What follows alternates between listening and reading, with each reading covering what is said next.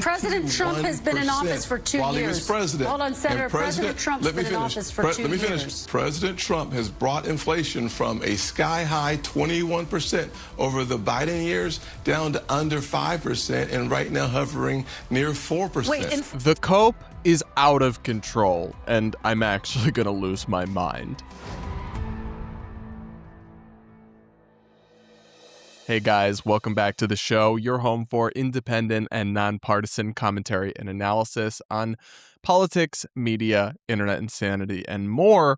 We're going to check in with a clip that's going super viral right now featuring Republican Senator Tim Scott, who is a Trump-supporting kind of traditional Republican in the current sense now from South Carolina, who is on with NBC News' Kristen Welker. And they had a really interesting exchange about the economy that I think unfortunately revealed the depths of cope that some people have had to descend into to defend everything that's still going on now. So here's the headline. The Biden administration is over, ! Kristen Welker calls out Tim Scott, blaming economic woes on Trump's predecessor in heated exchange. Now, we're going to go through this clip in a moment, but I will just say that at some point, you can't blame the previous guy, and you have to take accountability for what is happening. And heading into the midterm elections, most people, or a lot of people in the country, do not feel the economy is going well. The prices have continued to increase, even though President Trump promised that prices would actually go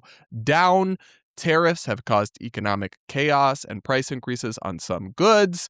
And apparently, Tim Scott's plan is to just keep blaming President Biden. Let's watch. Talking about costs, Senator, I'm talking about costs, and American families are also paying more in the wake of President Trump's taxes and tariffs. In fact, Senator Susan Collins of Maine said this: if the administration proceeds with these tariffs, they will increase costs for Maine families, as most businesses will have no choice but to pass on the tariffs to their customers through higher prices. Is she right, particularly given that we have seen that in the past, given the president's tariffs?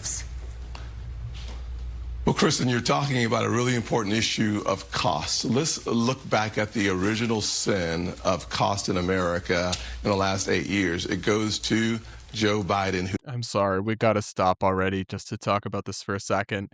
He just did the most annoying, maddening thing that politicians do, which is totally ignore a question, block it, and pivot to a talking point. So she specifically asked whether the newest round of tariffs that President Trump is considering, that even Susan Collins, who's a Republican, said would raise costs, are going to be harmful. She asks, is Susan Collins right about this? And he goes, well, you've raised an important issue about costs. Now we need to go back to the original sin. See how you, and then just doesn't talk about the newest round of tariffs at all, and starts going back to Joe Biden. That's so frustrating. That's like typical politician 101, where they don't answer direct questions and they just pivot to freaking talking points.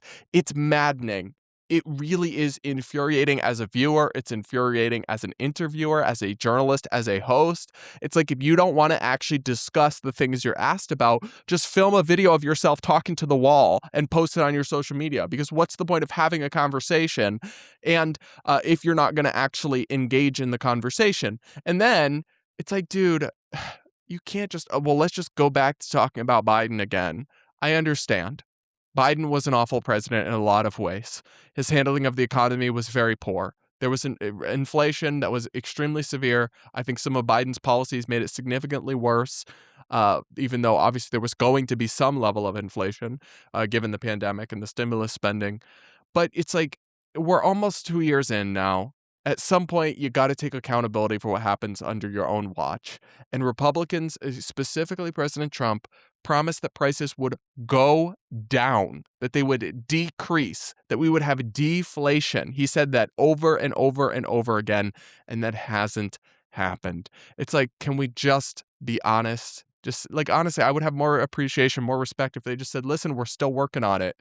We need more time and we need more support to pass more legislation or something. But it's so frustrating when they don't answer the question and then they just pivot to talking points. And she really did push back on him, which I actually appreciated in this context. So let's keep going. And who took inflation up 21%. President Trump has been in office for 2 years. While he was president. Hold on, Senator. President Trump's been in office for 2 years. Let me finish.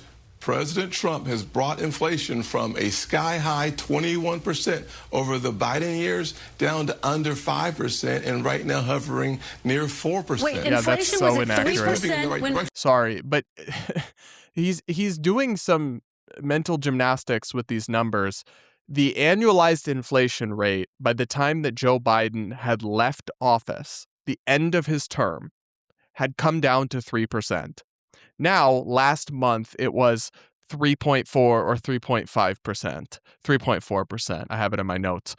So to say that Trump, because it was high, earlier in Biden's term, very high, therefore he's brought it down isn't true. You have to compare how the economy was doing at the time when Biden handed it over to Trump to now. You can't cherry pick the worst possible highlights or lowlights of the early Biden years and compare it to now. That's totally disingenuous. That's not how we do economic comparisons. There's also not a pandemic or massive stimulus spending now, so it doesn't even make sense. It's just, again, legendary levels of cope. But if Republicans think this is going to work in the midterm elections, blame Biden, pretend things are rosy, and just pull shit numbers out of your ass, they're in total denial, and they're in for a very ugly wake-up call. This is not going to work. Nobody's going to fall for this. People don't feel reassured by this. They actually feel pissed off by it because you're insulting their intelligence and gaslighting them, Senator Scott. Good grief. We'll keep going here. When President Biden left office, it's at 3.4% right now. And the average household has get him, girl, get him. More in 2025 due to the tariffs, Senator. Let's not forget the truth. The truth tells a great story. On the first piece of legislation in 2021, the Inflation Reduction Act that we should all laugh at took inflation to 9% in July of 2021. So here's the thing. I was a huge critic of the Inflation Reduction Act under President Biden, which was misleadingly named. It had nothing to do with inflation. It was just a bunch of green energy subsidies. And I hated that legislation. I bashed Biden over and over again. But he's the one denying reality and citing skewed numbers. And then he's saying the truth tells a great story. Let's go back to the truth. You're having difficulty connecting to the truth, Senator Scott. So don't talk to us about the truth. And then he's just, again, going back to 2021. It's like, how long are you going to continue to do this? At some point, you'll have to defend your actual record now in charge. Just keep bringing it back. Maybe, you know what? Maybe we should go back to Obama, actually. Maybe when you're asked why things are still so unaffordable and people are still struggling, you should really just start talking about Obama or maybe Bill Clinton. It's like, even when there is some truth to some of the facts or assertions, which in this case, a lot of what he's saying is factually challenged. But of course, I mean, there are some holdovers from the Biden years and their policies are still having effects today. It's like, obviously, it doesn't all switch magically on a dime the second the office changes over. But you can't just blame everything on your predecessor 2 years in almost. Like, that is ridiculous. And he is smarter than this. That's why I find it so frustrating is somebody like a Tim Scott is an intelligent and polished person and knows better. But I don't know why, for whatever reason, he's decided to do this. Let's keep going. Accumulate the weight of inflation at the end of the Biden years, over $1,100 of lost spending power.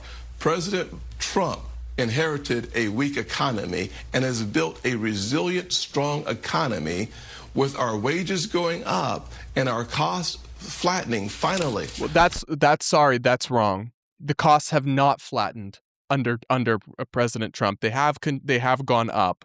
And as far as the wages going up, I mean, inflation adjusted wages are up since Trump took office about half of 1 percentage point. Okay? I mean, do you want a cookie for that? Do you think people are going to celebrate and cheer that? They are not. I mean, at least they haven't gone down, I guess. But to say costs have flatlined suggests that prices have remained level, or even the best possible, most charitable interpretation would be that that they are increasing at the exact same rate, but they're actually increasing at a slightly higher rate now than they were when President Trump took office and it was handed over from Biden. So it's just like none of this is true. None of this is correct or real. And denial is not a strategy. And I was very, very critical of the Biden administration when they would blame all the economic woes on other people. They would gaslight, they would deflect, they would say that things are actually going great and Americans just don't understand. And it's like the Trump administration seems to be repeating the same playbook of taking zero accountability, of blaming everybody else under the sun, and then also claiming, but things are actually good kinda still, when people know that's not the case. Like, I genuinely think it would go over better to just acknowledge that things are still not going great and say you're working on it or something, than to tell people things are actually rosy, but also simultaneously, even though things are good, it's also Biden's fault. It's like, this makes no sense. It is cope and mental gymnastics of the, honestly, gold medal worthy Olympic mental gymnastics. And I find it to be embarrassing. I don't know why they debase themselves like this. He's a senator in a safe seat. You don't have to do this to yourself, dude. You actually don't. Anyway, that's just my take on this absolutely wild interview. I think you can see why it's going viral. It kind of is a microcosm of the broader GOP cope that's going on and just how they're in denial. And they're in for a very, very ugly November at this rate. And if this is the best messaging they can come up with, yikes. Just yikes. That's my take. Y'all will have to let me know what you think in the comments below. Make sure you subscribe to the channel if you aren't yet. And do hit the like button. Consider becoming a channel member here on YouTube. I call it the far left and the far right.